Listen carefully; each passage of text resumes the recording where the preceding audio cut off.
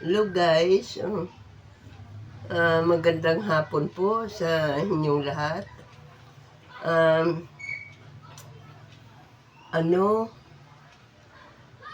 Maganda ang panahon ngayon. Mainit. Mainit nga siya pero mabuti na lang yan. Walang kalamidad, walang mga lindol, walang mga bagyo. Laging maganda ang ating araw-araw na buhay. At saka,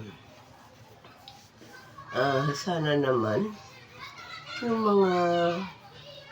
mga dapat nating ayusin, tapusin na natin.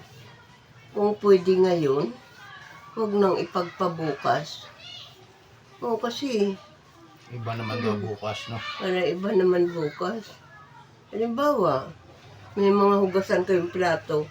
Ba't kailangan pagpabukas pa? Pwede mo namang hugasan ngayon yan. Oo. Ibang araw na naman kasi yung bukas.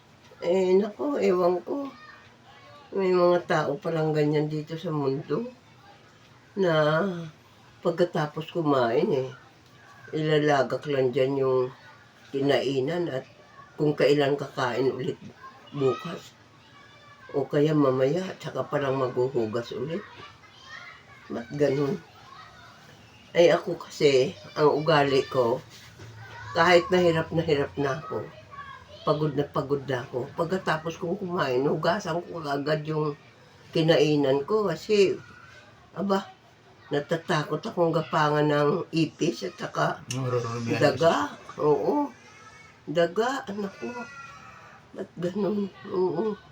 May mga tao pala dito sa mundo na... Hindi, kahit sa buong mundo, hindi na. Na pag kumain ngayon, iwanan na lang doon yung kinainan. Oo, maraming ganyan dito sa mundo. Kakalat lang doon sa lababo. Yung hugasan. Kung kailan kakain, saka ulit maghuhugas. Sus mio. Oo. Bagay, wala naman kung pakialam Buhay nila yun. Ang buhay nila yun. Kaso Kaya lang, pangit. masakit sa mata tingnan. Hindi, pangit. Okay lang sana kung sarili mo yung bahay. Oo. Masakit sa mata tingnan. At saka isa pa, isipin natin na bakit pa ipagpaliban pa natin paghuhugas kailangan pagkatapos natin kumain, di hugasan na natin yung kinainan natin. Minsan nga nasabi ko pa sa sarili ko huwag lang kaming gumamit ng mga plato. Disposable na lang lahat. Disposable na lang para pagkatapos kumain, tapon na lang. Alam ko na, ganito na lang, plastic pala yung plastic. Babalutin ng plastic yung plato. Di ba sa ganun? Hindi yung yung budel fight, yung daon ng saging. Pagka tapos kumain, alisin lang yung plastic at tatapan. Oo, tama, ganun. Yung practical na tao, ganun. Halimbawa, mahirap ang tubig sa lugar nyo, ganun. Minsan nga, naisip mo ganun Ganun na lang gawin namin. Tatapon pagkatapos kumain, alam ko na kasi ganyan ang ginagawa nila sa mga sa mga nagtitinda dyan. Inaano nila sa plastic. Tapos yun, pwede ka nang kumain doon.